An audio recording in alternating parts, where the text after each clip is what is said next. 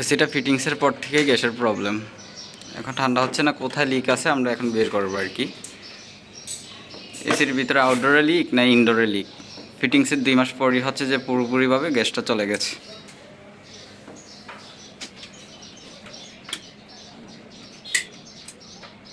এই যে স্ক্রু আছে, এই যে পাশে স্ক্রু আছে, হয় যে এই পাশে আছে, তারপরে ভিতরে আছে। আসসালামু আলাইকুম ভিউয়ার্স, আমরা সাধারণত এই এসিটার রিপেয়ারে আজকে আসলাম। আসার পর দেখা গেছে যে প্রবলেমটা পেয়েছি তার ভিতরে হচ্ছে যে এই এসির যে কানেকশনটা আছে কানেকশনের ভিতরে লিকটা পেয়েছি। তো এই যে এখানে যারা আগে এসিটা ফিটিংস করেছে কানেকশনটা একটু রং করেছে, তার জন্য হচ্ছে যে এখান দিয়ে লিকটা বের হয়ে চলে গেছে। তো আমরা এখন হচ্ছে এই কানেকশনটা লিক রিপেয়ার করে তারপর হচ্ছে যে আবার নতুন করে ব্যাকআপ করে তারপর হচ্ছে যে কাজটা কমপ্লিট করে দেব। যেহেতু ইনডোরের কানেকশনের ভিতরে আমরা তৈল পেয়েছি, এখন হচ্ছে যে আমরা এই আউটডোরের ভিতরে ফুল এসিটা প্রেশার দেব। প্রেশার দিয়ে হচ্ছে যে আপনাদেরকে দেখাবো কোথায় লিক বা কী প্রবলেম, দেখতে থাকুন।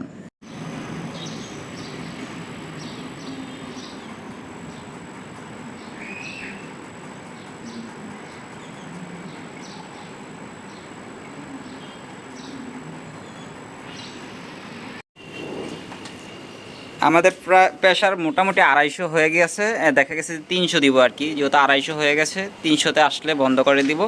তো আমরা যেই জায়গাটাতে লিক পেয়েছি ওই জায়গাটা কিন্তু আবারও ওই যে কানেকশন করে দিয়ে সাবান ফেনে দিয়ে চেক করতেছি, একদম নিখুঁতভাবে দেখবা আর কি।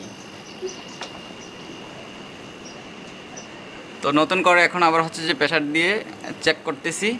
তো মিটারের ভিতরে প্রেশার 300 হওয়ার পর দেখা গেছে যে আধা ঘন্টা রেখে দেবো যে মানে যে কমে কি না। যদি না কমে সেক্ষেত্রে আবারও নতুন করে এসিটা ব্যাকআপ করে দিয়ে তারপর হচ্ছে গ্যাসটা ঢেলে দিব আর কি এসিতে। তো মোটামুটি আমরা যে কাজটা করে গেছি, যদি এসির লিক না হয় সেক্ষেত্রে 2-5 বছর আর এই গ্যাসটা চেঞ্জ করা লাগবে না।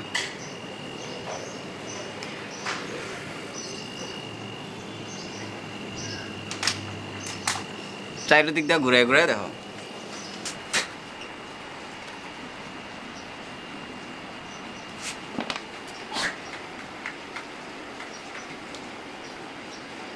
আগে যেমন ছিল মানুষের আবেগ জেনারেল এসিতে, বর্তমান আবেগ কিন্তু মানুষের গ্রি এসিতে। গ্রি এসি কিন্তু সহজে নষ্ট হয় না যদি টেকনিশিয়ান ভুল না করে। আশা করি আর লিক নাই, যেহেতু আমরা লিকটা পেয়ে গিয়েছি, নতুন করে কানেকশন করেছি থ্রেড টেপ দিয়ে, আর লিক নাই। তো এখন হচ্ছে যে আমরা প্রেশারটা দিয়ে রেখে দিচ্ছি। তো ভিউয়ার্স, আমাদের প্রায় কিন্তু এসি ব্যাকআপ হয়ে গিয়েছে। এখন কিন্তু ওই যে মিটারটাও কিন্তু, মিটারটা দেখাও, দেখিয়ে দিকে একটু।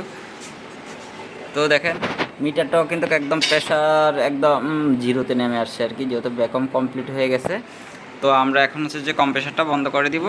কিছুক্ষণের ভিতরে কম্প্রেসারটা বন্ধ করে দিয়ে তারপর হচ্ছে গ্যাস দিব। কীভাবে গ্যাস দিতে হয় আর কীভাবে 410 নম্বর এসির গ্যাস চাষ করতে হয় সমস্ত সব কিছুই হচ্ছে এই ভিডিওর মাধ্যমে দেখাবো আপনাদেরকে।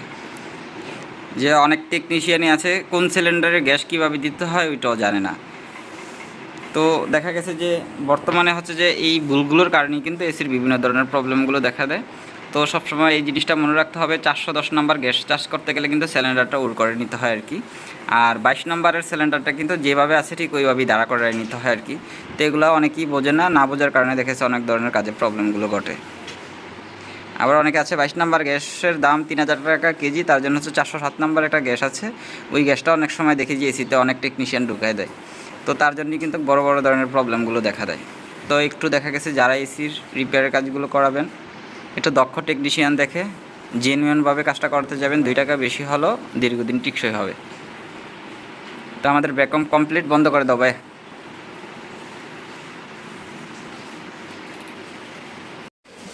চল।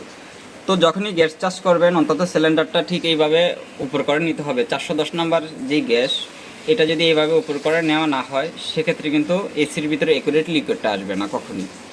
তো সবসময় এইভাবে একটু লিকটা দেখাচ্ছে ছাড়ার পর হচ্ছে একটু হালকা একটু ব্যাপার ছেড়ে নিয়ে তারপর হচ্ছে যে আপনার গ্যাসটা এসিতে ডালতে হবে আর কি।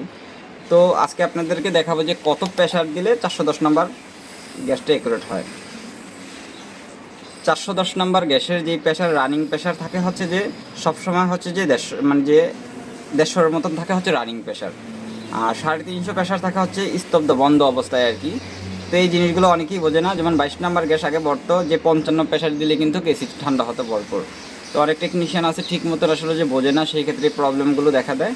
তো আপনারা যারাই গ্যাস চাষ করতে যাবেন সেই ক্ষেত্রে দেখা গেছে যে অন্তত রানিং প্রেশারটা 100-150 মতো রাখবেন আর কি। সবসময় রানিং প্রেশারটা যদি 150 রাখেন, সেক্ষেত্রে দেখা গেছে যে আপনার লিকুইডটা একুরেট করা পাবেন, আর দেখা গেছে ঠান্ডাটা দ্রুত হয়ে যাবে।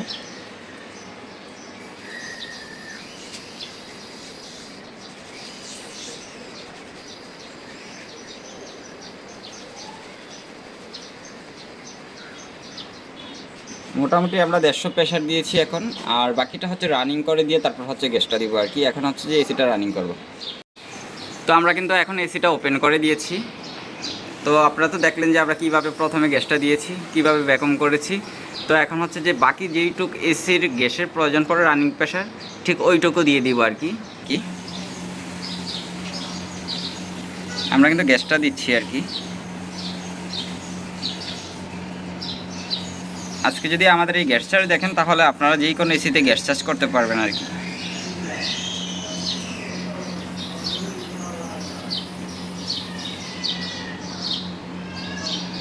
অলরেডি কিন্তু 100-র কাছাকাছি হয়ে গেছে।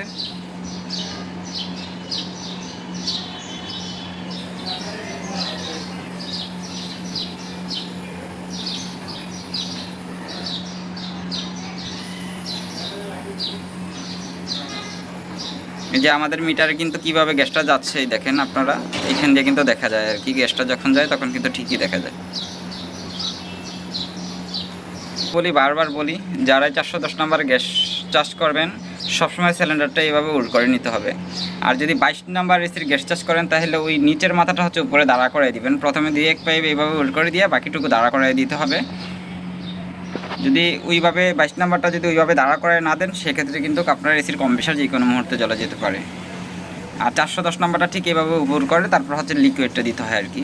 এক একটা গ্যাসের চার্জ করার এক একটা সিস্টেম, এটা অনেকেই জানে না। দেখা গেছে যে অনেকে আছে যে টুকটাক টেকনিশিয়ানের দ্বারা কাজটা শিখে, ঠিক এই এসিটা কিন্তু আমার আগে কাজ করতো, দেখেছে মোটামুটি 3 মাস 4 মাসের মতো কাজ করছে, মোটামুটি দেখছে এসির কাজ শিখে গেছে, ভাবছে। তো আমাদের কিন্তু মিটারটা একটু ডাউন, 150 প্রেশার হয়ে গেছে আর কি। আমাদের যে মিটারের যে কাটাটা, এটা একদম ডাউন আর কি। তো মোটামুটি 150 প্রেশার হয়ে গিয়েছে।